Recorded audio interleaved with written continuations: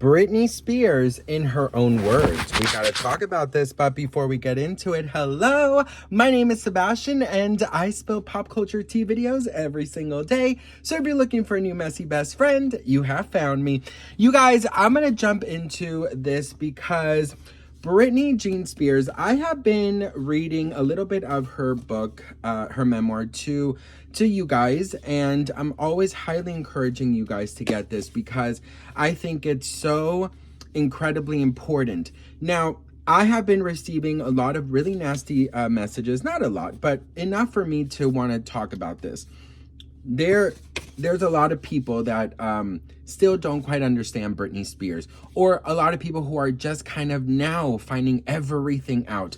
And I love seeing your guys' messages saying, oh, Sebastian, thank you so much. I didn't know this. Like, I really wasn't paying attention back then, or, I was, whatever it is, I didn't really know that Britney Spears went through what she went through.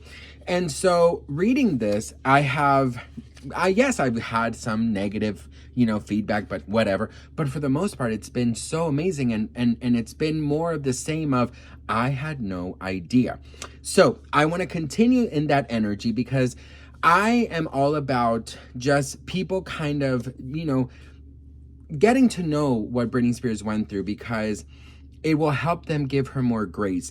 I've seen many messages of people saying like, I feel so bad. I used to make so much fun of her, or leave nasty comments on her comment section before she, before she eliminated comments or disabled the comments. And I feel super bad. I thought she was just crazy and this and that. I had no idea she went through what she went through. Britney Spears had a chance to speak in court. This was in 2021, I believe. And this was the first time that we all have heard her in her own words, okay? Which is, I remember I was in Colombia with my husband. We were on vacation visiting his family. And we were driving to their version of 7-Eleven. It's called Oxxo. And I got the notification that Britney spoke out for the first time. And I remember we just stopped the car and listened to it. So it was very groundbreaking to hear her in her own words really, really express what she's gone through. This was before this book came out, this memoir came out. So I found the audio for you guys, and I really want you to take a listen. So this is Britney Spears in her own words. Check this out. So I'm happy to hear from you, Ms. Spears. So you may feel free to address me at this point. Okay, well, I just got a new phone, so bear with me. Okay, so I have this written down. I have a lot to say, so bear with me. Basically, a lot has happened since 2 years ago. The last time I wrote all this down. The last time I was in court. I will be honest with you, I haven't been back to court in a long time because I don't think I was heard on any level when I came to court the last time. I brought 4 sheets of paper in my hands and wrote in length what I had been through the last 4 months before I came there. The people who did that to me should not be able to walk away so easily. I'll recap. I was on tour in 2018. I was forced to do. My management said if I don't do this tour, I will have to find an attorney. Ms. Spears, I hate to interrupt you, but my court reporter is taking down what you're saying. Okay. And so you have to speak a little more slowly. Oh, of course, yes. Okay, I apologize. Great. Everything you're saying. Okay. Sure. Now, the people who did this to me should not get away and to be able to walk away so easily. Recap. I was on tour in 2018. I was forced to do. My management said if I don't do this tour, I will have to find an attorney, and by contract, my own management could sue me if I didn't follow through with the tour. He handed me a sheet of paper as I got off the stage in Vegas and said I had to sign it. It was very threatening and scary, and with the conservatorship, I couldn't even get my own attorney, so out of fear, I went ahead and I did the tour. When I came off that tour, a new show in Las Vegas was supposed to take place. I started rehearsing early, but it was hard because I'd been doing Vegas for 4 years and I needed a break in between. But no, I was told this is the timeline and this is how it's going to go. I rehearsed 4 to 4 days a week, half of the time in the studio and half of the other time in a Westlake studio. I was basically directing most of the show with my whereabouts, where I preferred to rehearse and actually did most of the choreography, meaning I taught my dancers my new choreography myself. I take everything I do very seriously. There's tons of video with me at rehearsals. I wasn't good. I was great. I led a room of 16 new dancers in rehearsals. It's funny to hear my manager's side of the story. They all said I wasn't participating in rehearsals and I never agreed to take my medication, which my medication is only taken in the mornings, never at rehearsal. They don't even see me. So why are they even claiming that? When I said no to one dance move into rehearsals, it was as if I planted a huge bomb somewhere. And I said, no, I don't want to do it this way. After that, my management and my dancers and my assistant of the new people that were supposed to do the new show all went into a room, shut the door, and didn't come out for at least 45 minutes. Ma'am, I'm not here to be anyone's slave. I can say no to a dance move. I was told by my, at the time, therapist, Dr. Benson, who died, that my manager called him in that moment and told him I wasn't cooperating or following the guidelines in rehearsals. And he also said I wasn't taking my medication, which is so dumb because I've had the same lady every morning for the past 8 years give me my same medication, and I'm nowhere near these stupid people. It made no sense at all. There was a week period where they were nice to me and they said, I don't want to do, and I told them I don't want to do the, they were nice to me. They said, if I don't want to do the new Vegas show, I don't have to, because I was getting really nervous. I said, I can wait. It was like, they told me I could wait. It was like lifting literally 200 pounds off of me when they said I don't have to do the show anymore, because I was really, really hard on myself and it was too much. I couldn't take it anymore. So I remember telling my assistant, but you know what? I feel weird if I say no. I feel like they're going to come back and be mean to me or punish me or something. 3 days later, after I said no to Vegas, my therapist sat me down in a room and said he had a million phone calls about how I was not cooperating in rehearsals and I haven't been taking my medication. All of this was false. He immediately the next day put me on lithium out of nowhere. He took me off my normal meds I'd been on for 5 years. And lithium is a very, very strong and completely different medication compared to what I was used to. You can go mentally impaired if you take too much, if you stay on it longer than 5 months. But he put me on that and I felt drunk. I really couldn't even take up for myself. I couldn't even have a conversation with my mom or dad really about anything. I told them I was scared and my doctor had me on 6 different nurses with this new medication come to my home, stay with me, to monitor me on this new medication, which I never wanted to be on to begin with. There were 6 different nurses in my homes and they wouldn't let me get in my car to go anywhere for a month. Not only did my family not do a goddamn thing, my dad was all for it. Anything that happened to me had to be approved by my dad. And my dad he acted like he didn't know that I was told I had to be tested over the Christmas holidays before they sent me away when my kids went home to Louisiana. He was the one who approved all of it. My whole family did nothing.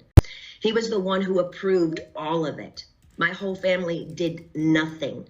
Over the 2-week holiday, a lady came into my home for 4 hours a day, sat me down and did a psych test on me. It took forever.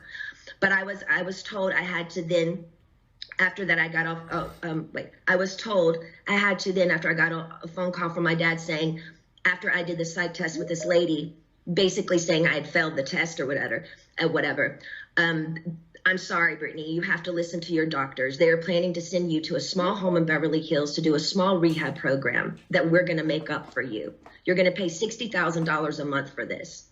I cried on the phone for an hour and he loved every minute of it. The control he had over someone as powerful as me, as he loved the control to hurt his own daughter 100,000%, he loved it. I packed my bags and went to that place.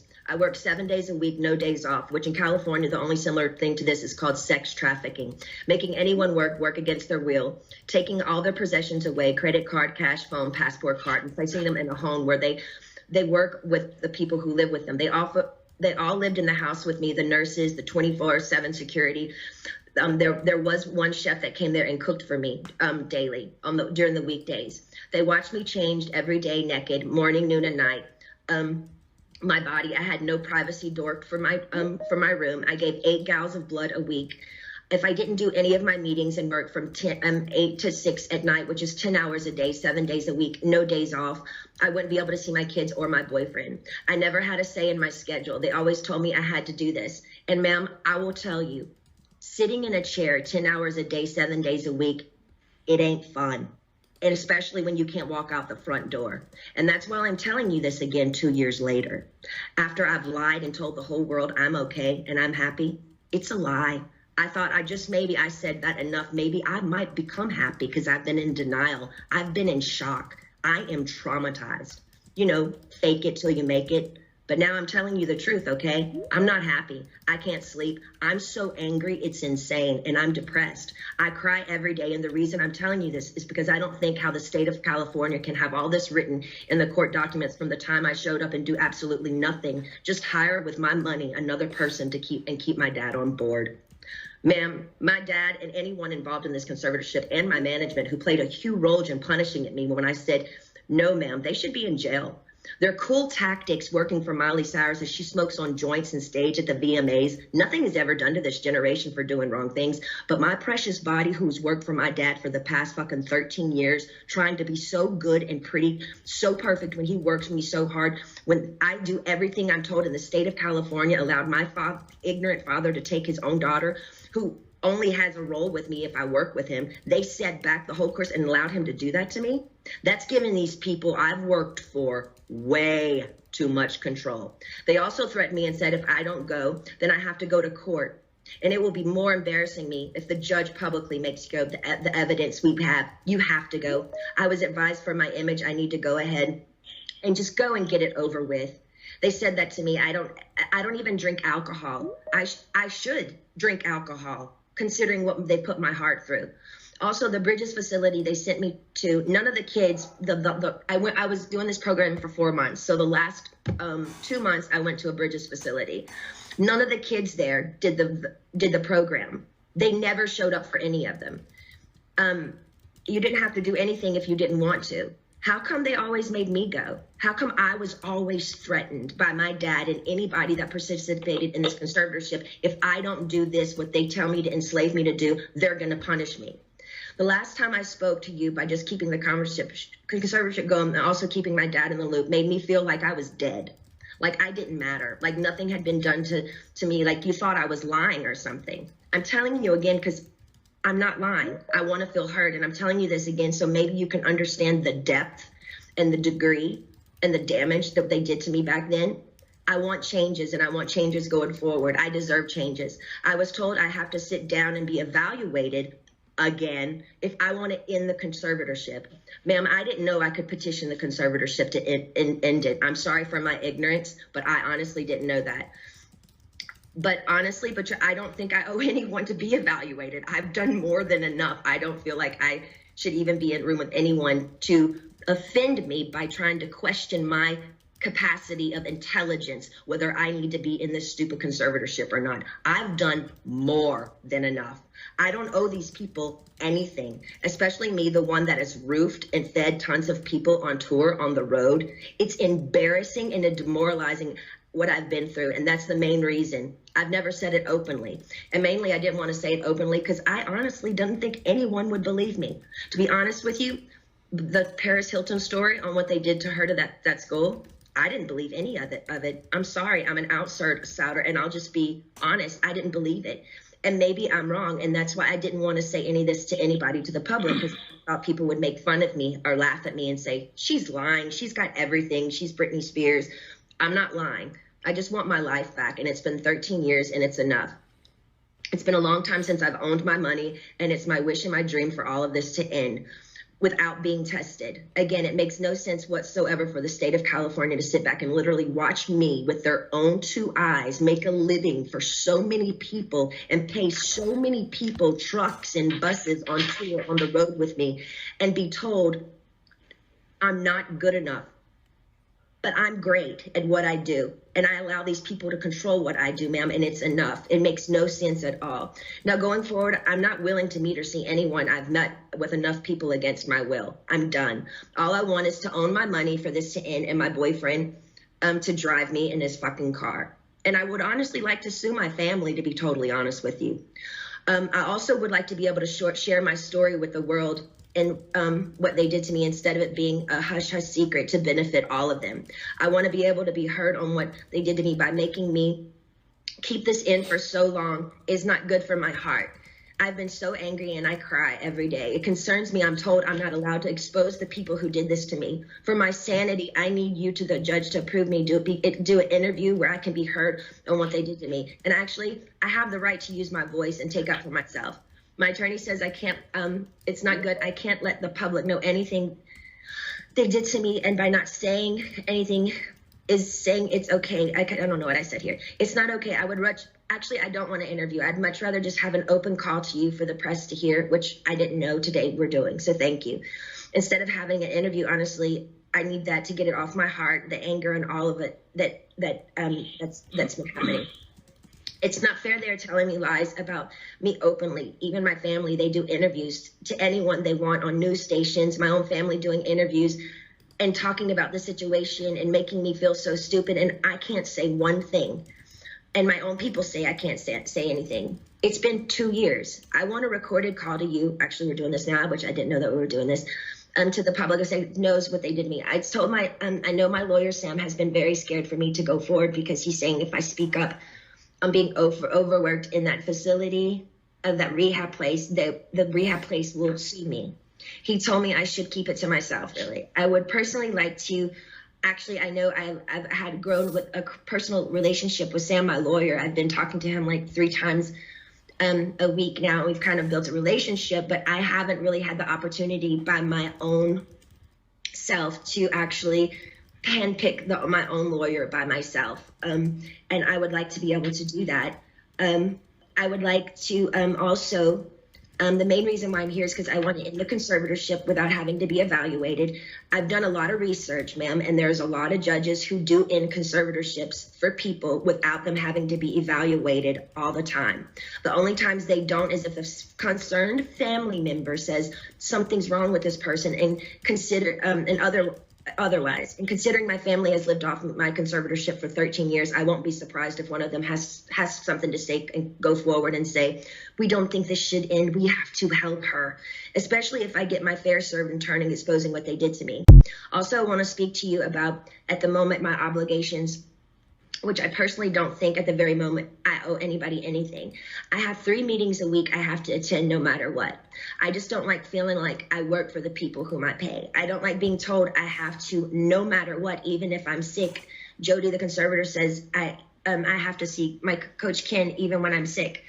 I would like to do 1 meeting a week with a therapist. I've never, even before they sent me to that place, had 2 therapy sessions.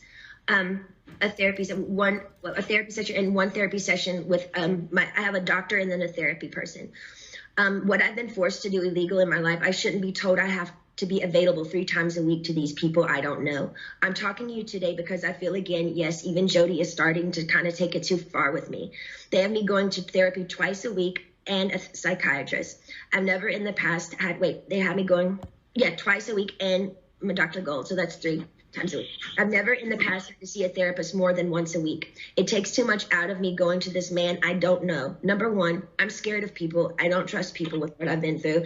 And the clever setup of being in Westlake, one of the most exposed places in Westlake, which yesterday, paparazzi showed me coming out of the place literally crying in therapy. It's embarrassing and it's demoralizing. I deserve privacy when I go. I deserve privacy when I go and have therapy, either at my home, like I've done for 8 years. They've always come to my home. Or when the Dr. Benson, the man that died, I went to a place similar to what I went to in Westlake, which was very exposed and really bad. Okay, so wait, where was I? In Westlake, it was identical to Dr. Benson, who died, the one who illegally, 100% abused me by the treatment he gave me to. And to be totally honest with you, I was so... Excuse me for interrupting you. But my reporter says if you could just slow down a little bit because she's trying to make sure she gets everything that you're saying. Okay, cool. And so that would be great. I have been through, and the clever step in Westlake is identical to Dr. Benson, who died, the one who illegally, 100% abused me by the treatment he gave me. And to be totally honest with you, when he passed away, I got on my knees and thanked God. In other words, my team is pushing it with me again. I have trapped phobias being in small rooms because the trauma locking me up for 4 months in that place. Is not okay for them to send me, I'm going fast, to that small room like that twice a week with another new therapist I pay that I never even approved. I don't like it. I don't want to do that. and I haven't done anything wrong to deserve this treatment. It's not okay to force me to do anything I don't want to do. By law, Jody and this so-called team I should be able to sue them for threatening me and saying, if I don't go and do these meetings twice a week, we can't let you have your money and go to Maui on your vacations. You have to do what you're told for this program, and then you will be able to go. But it was very clever. They picked one of the most exposed places in Westlake, knowing I have the hot topic of the conservatorship, that over 5 paparazzis are going to show up and get me crying coming out of that place. I begged them to make sure that they did this at my home so I would have privacy. I deserve privacy. The whole conservatorship from the beginning, once the conservatorship from the beginning, once you see someone, whoever it is in the conservatorship, making them money and myself money and working, that whole statement right there, the conservatorship should end. There should be I shouldn't be in a conservatorship if I can work and provide money and work for myself and pay other people. It makes no sense. The laws need to change. What state allows people to own another person's money and account and threaten them and saying, you can't spend your money unless you do what we want you to do, and I'm paying them? Ma'am, I've worked since I was 17 years old. You have to understand how thin that is for me. Every morning I get up to know I can't go on somewhere unless I meet people I don't know every week in an office identical to the one where the therapist was very abusive to me. I truly believe this conservatorship is abusive. And then we can sit here all day and say, oh, conservatorships are here to help people. But ma'am, there's 1,000 conservatorships that are abusive as well. I don't feel like I can live a full life. I don't owe them to go see a man I don't know and share him my problems. I don't even believe in therapy. I always think you take it to God. I want to end the conservatorship without being evaluated. In the meantime, I want this therapist once a week. He can either come to my home. No, I just want him to come to my home. I'm not willing to go to Westlake and be embarrassed by all these paparazzi, these scummy paparazzi laughing at my faces while I'm crying, coming out and taking my pictures as all these white, nice dinners where people drinking wine at restaurants, watching me leave these places. They set me up by sending me to the most exposed places, and I told them I didn't want to go there because I knew paparazzi would show up there. They only gave me 2 options for therapists, and I'm not sure how you make your decisions, ma'am, but this is the only chance for me to talk to you for a while. I need your help. So if you can just kind of let me know where your head is. I don't really honestly know what to say, but my requests are just to end the conservatorship without being evaluated. I want a petition basically to end the conservatorship, but I want it to be petition to end it, but I don't want to be evaluated and be sat in a room with people 4 hours a day like they did me before. And they made it even worse for me after that happened. So I'm honestly new at this, and I'm doing research on all these things. I do know common sense and the method that things can end. For people, it has ended without them being evaluated. So I just want you to take that in consideration. I've also done research. Also took a year during COVID to get me any self-care methods during COVID. She said there were no services available. She's lying, ma'am. My mom went to the spa twice in Louisiana during COVID. For a year, I didn't have my nails done, no hairstyling and no massages, no acupuncture, nothing for a year. I saw the maids in my home each week with their nails done different each time. She made me feel like my dad does, very similar, her behavior and my dad, but just a different dynamic. Team wants me to work and stay home instead of having longer vacations. They are used to me sort of doing a weekly routine for them, and I'm over it. I don't feel like I owe them anything at this point. They need to be reminded they actually work for me. They tricked me by sending me to the, okay, I repeated myself there.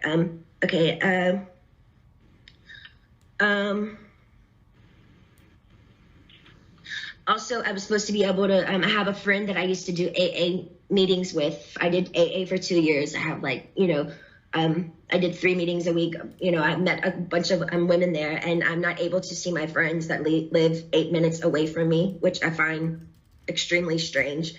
I feel like they're making me feel like I live in a rehab program. This is my home. I'd like for my boyfriend to be able to drive me in his car. And I want to meet with a therapist once a week, not twice a week. And I want him to come to my home because I actually know I do need a little therapy. I was told, hold on.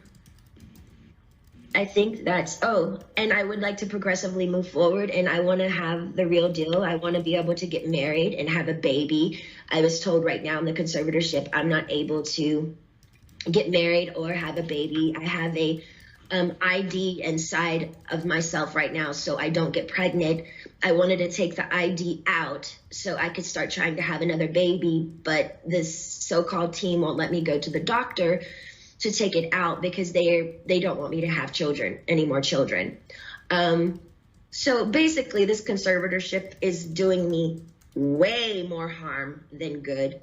I deserve to have a life. I've worked my whole life. I deserve to have a 2 to 3 year break and just, do what I want to do. But I do feel like there is a crutch here, and I feel like I feel open and I'm okay to talk to you today about it, but I wish I could stay with you on the phone forever, because when I get off the phone with you, all of a sudden, I hear all these no's, no, no, no. And then all of a sudden I feel ganged up on, and I feel bullied, and I feel left out and alone. And I'm tired of feeling alone. I deserve to have the same rights as anybody does by having a child, a family, any of those things, and more so. And that's all I wanted to say to you. And thank you so much for letting me speak to you today. Oh, Ms. Spears, you're quite welcome. And also, I just want to tell you that I certainly am sensitive to everything that you said and how you're feeling. And I know that it took a lot of courage for you to say everything you had to say today. And I want to let you know that the court does appreciate your coming on the line and sharing how you're feeling. Okay, well, thank you so much for, giving me this opportunity. Thank you. You're certainly welcome. Mr. Ingham, you know that there are...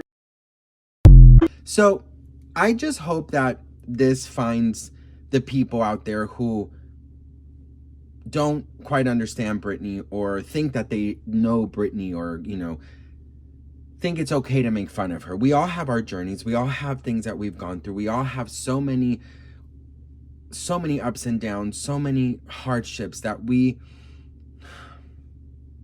it makes me a little emotional, because I love Britney, and I never forget when I first heard those recordings.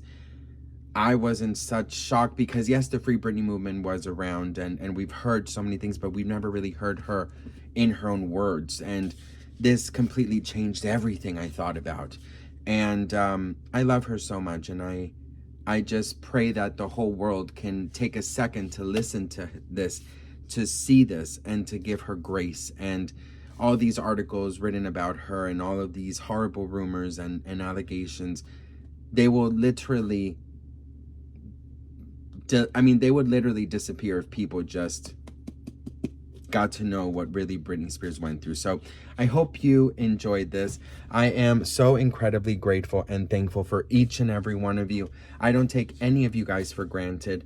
And Britney, we love you so much, and we just want you to be happy. That's literally all we want, is for Britney to be happy and to live a healthy, happy, safe life, and to just finally be free of all of the trauma that was placed on her. So hope you enjoyed this video. Hope you learned a little more about her, and hopefully now you can also share it with your friends or people out there who you think might need to know what Miss Britney Spears survived. I love you all so much, and I'll see you on my next video. Mwah.